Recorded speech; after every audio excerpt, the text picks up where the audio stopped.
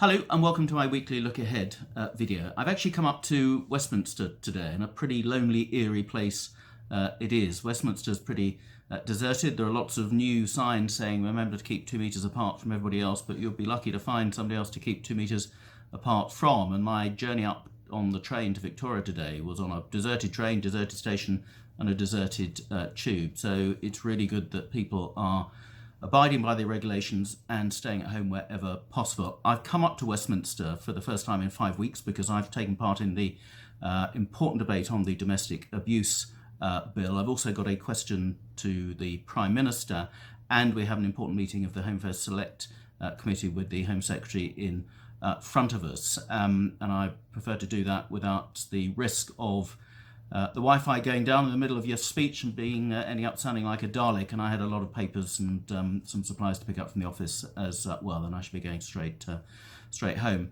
Now, the virtual parliament has actually been working really very well over the last week or so, and we're going to continue working like that for the foreseeable.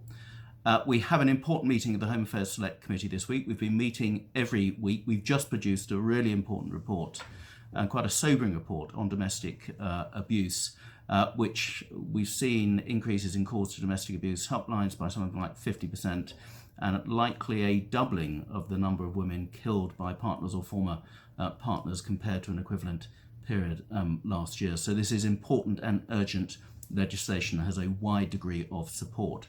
In front of the Home Affairs Select Committee, the Home Secretary will be taking questions to do with how they're handling the coronavirus, how the police are handling it. I've been getting lots of questions from constituents saying why we've got people coming across the channel still, and we're picking them up and putting them on UK soil without having to go into quarantine. So lots of topical questions we shall be putting to the Home Secretary.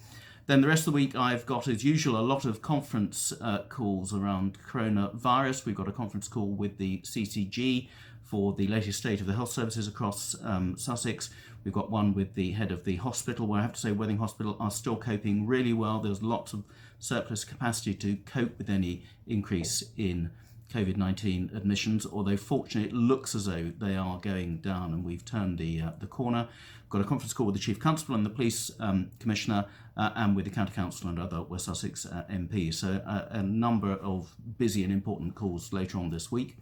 I've been getting quite a few representations from constituents concerned and angry at the antisocial behaviour from some of these street drinkers who have all been offered or given accommodation in one of the Worthing's hotels but are still out and about, whilst the rest of us are abiding by the regulations. They seem to be flouting them, and I pass that on to local police because that's just not on and not fair when everybody else is making so many sacrifices.